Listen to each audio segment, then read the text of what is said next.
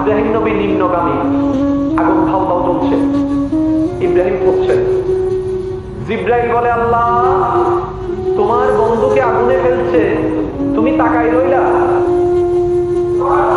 আর একটু জোরে বলেন না সুবহানাল্লাহ। এটা খুলে ফেলি। আল্লাহ তোমার বন্ধুকে আগুনে ফেলছে তোমার দুশমনে, তুমি সহ্য করে রইলা? আল্লাহ তুমি কিচ্ছু করবা না? আল্লাহ জিব্রাইলকে বলে, তোর যদি এত চলে তুই যা, তোর যদি এত লাগে তুই যা। এবার জিব্রাইল আসলেন, ইব্রাহিম নবী পড়তে লাগলেন। জিব্রাইল চলে আসলেন, আসার পরে জিব্রাইল জিজ্ঞেস করছেন, আমি কি আপনাকে সহযোগিতা করতে পারি? ইব্রাহিম নবী কি উত্তর দিছিলেন? তুমি কে? এদিকে আগুনে পড়তেছে, কিন্তু উনি উত্তর দিলেন কি? তুমি কে? আমি আমি আমি জিব্রাইল। কেন আসছো? আপনাকে সাহায্য করার জন্য। ইব্রাহিম নবী বললেন, তুমি কেন সাহায্য করবা? আমি কি তোমার প্রেমের আসামি? আমি কি তোমার প্রেমের আসামি? আমি তো তোর প্রেমের আসামি হই নাই রে। আগুনে পড়ছি তো তার প্রেমে। উনি কি দেখে না? উনি কি দেখে না? উনি কি দেখে না? রব্বে কারীম বলে, জিব্রাইল তাড়াতাড়ি চলে আয়। আমার ইব্রাহিম বান্দা নয়, এটা আশেক বান্দা। সে চাই না অন্য কেউ করুক, সে চাই আমি করি, সে চাই আমি করি, সে চাই আমি করি। জিব্রাইল চলে আসলো। এবার রব্বে কারীম লামকান থেকে ডাক দেয় আগুনকে, উল না ইয়া নারু কুনি বারদান ওয়া সালামান আলা ইব্রাহিম, আলা ইব্রাহিম, আলা ইব্রাহিম। ও আগুন তোরে বানিয়েছি আমি জ্বালাই ফেলার জন্য, কিন্তু আজকে তুই জ্বালাতে পারবি না, কারণ আজকে তোর ভিতর আমার বান্দা যাচ্ছে না, আমার আশেক যাচ্ছে। ইব্রাহিম নবী আগুনে পড়লেন। এবার আগুন, উনি আগুনের ভিতরে, একটা হচ্ছে আগুনের পাশে দাঁড়ালো কিন্তু তাপ লাগে, ঠিক না? এবার উনি আগুনের ভিতরে গিয়ে হয়তো বলছেন আগুনকে, দশ ভাই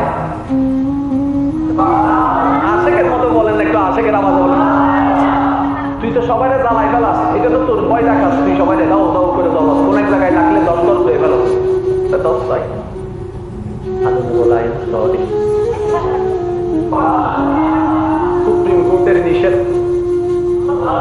আর একটু জোরে, কিরে আগুন তোর তাপ কই?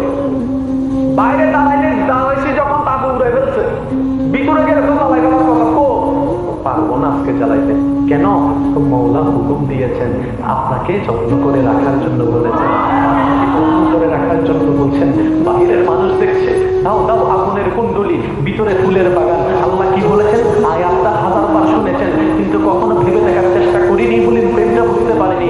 আল্লাহ পাক বলছেন আগুনকে লক্ষ্য করে, কুল না ইয়া নারু কুনি বারদান ওয়া সালামান আলা ইব্রাহিম। চিৎকার দিয়ে বলেন সুবহানাল্লাহ।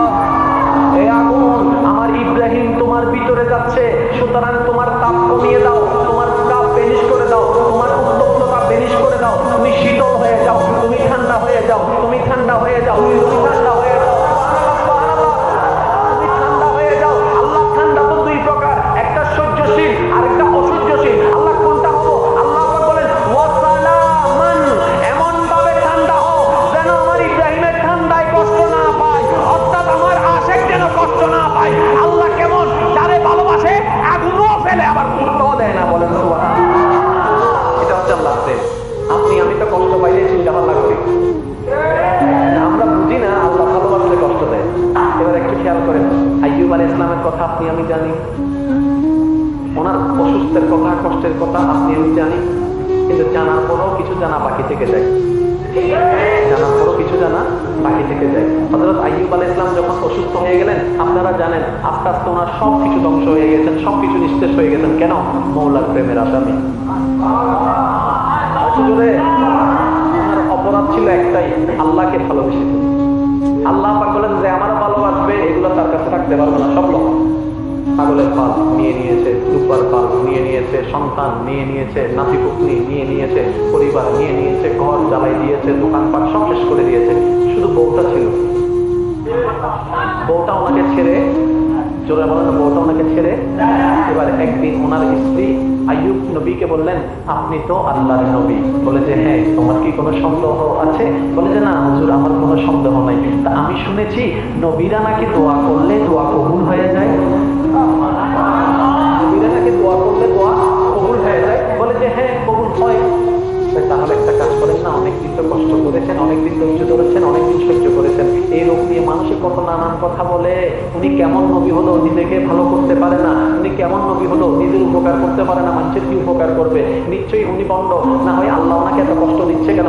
মানুষের যার যার চিন্তা কি, সে তারা মানুষের মুখ কি আর বন্ধ করে রাখা যায় রে ভাই? কখনো সম্ভবপর নয়। এবার ওনার স্ত্রী বললেন বাহির থেকে কথা শুনে, ও আইয়ুব নবী, আপনি তো আল্লাহর নবী, একবার আল্লাহকে বলেন না, আল্লাহ যেন আপনাকে সুস্থ করে দেয়, আল্লাহ যেন আপনাকে ভালো করে দেয়। এবার আইয়ুব নবী উত্তরে কি বলেছেন জানেন? যাকে দোয়া করার অনুমতি দেওয়া হয়েছে, এত সুযোগ থাকার পর উনি কি বলছেন দেখেন, ও আমার স্ত্রী, তোমার জন্য কিছু লাগলে বলো, আমি তোমার পক্ষ হয়ে আল্লাহর কাছে দোয়া করবো। আরেকটু আওয়াজে, তোমার যদি কিছু লাগে বলো, আমি তোমার পক্ষ হয়ে আমার মওলার কাছে ফরিয়াদ করব। আমার দুশমনের যদি কিছু লাগে বলো, আমি তাদের পক্ষ হয়ে মওলার দরবারে ফরিয়াদ করব। আশেপাশের মানুষের যারা আমাকে ধাক্কা দিয়ে বের করে দিয়েছে তাদেরকেও বলো, তাদের কিছু লাগলে আমি তাদের পক্ষ হয়ে মওলার কাছে ফরিয়াদ করব। কিন্তু আমার জন্য আমি একটা ফরিয়াদও করব না, আমার জন্য আমি একটা ফরিয়াদও করব না। ও আইয়ুব নবী, আপনি কেন করছেন না? তখন আইয়ুব নবী বলে, আমার মওলা যদি আমাকে কষ্ট দিয়ে খুশি হয়, আমি কষ্টদের থেকে খুশি হয়ে যাব। উনি কষ্ট দিলে আমি কষ্টতে রাজি। উনি যদি কষ্ট দিয়ে রাজি হয়, আমি কষ্টতে থাইকে রাজি হই। সেজন্য এক আশেক বলে, ও মাওলা, তুমি যদি খুশি হয় আমাকে জাহান্নামে দাও, আমি জাহান্নামে যাইতে রাজি আছি। বলেন সুবহানাল্লাহ। পাগলরা, দুনিয়ার পাগলরা খুঁজে জান্নাত, আর মওলার পাগলরা খুঁজে মওলার রহমত। ফল কয়টা? জোরে বলেন না, সত্যি করে বলেন, এতদিন আমরা কি খুঁজেছি? মওলাকে খুঁজেছি না জান্নাত খুঁজেছি? যেটা সত্যি সেটা বলেন। আমরা দান সদকা করলেও সওয়াবের আশা করছি, যেটা জান্নাত পাই। যদি মওলাকে পেয়ে যেতাম, যদি আল্লাহকে একবার পেয়ে যেতাম, আমরা আপনার থেকে আপনাকে পূজা রাখতাম, জান্নাত আপনার দিকে খোদা দরকার, মওলাকে খুঁজলাম আমরা দুনিয়াকে। যাই হোক, এবার আসুন আইয়ুব নবীকে যখন ওনার স্ত্রী বললেন, উনি কি বললেন? আমার মওলা যদি আমাকে কষ্ট দিয়ে খুশি হয়, আমি কষ্টতে থেকে খুশি। এবার আইয়ুব নবী আল্লাহর পছন্দের না অপছন্দের? জুড়ে বলেন না। ওনাকে কি করলেন? অসুখের কষ্ট দিলেন।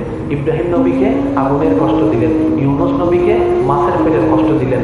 ইউসুফ নবীকে কূপের মধ্যে ফেলে দিলেন, জেলখানায় বন্দী করে দিলেন। আদম নবীকে কান্নার কষ্ট দিলেন।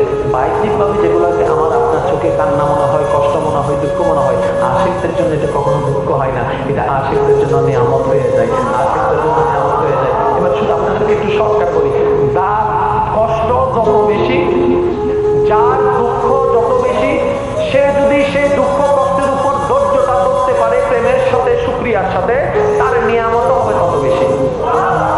এই জিনিসটা একটু বোঝার চেষ্টা করবেন।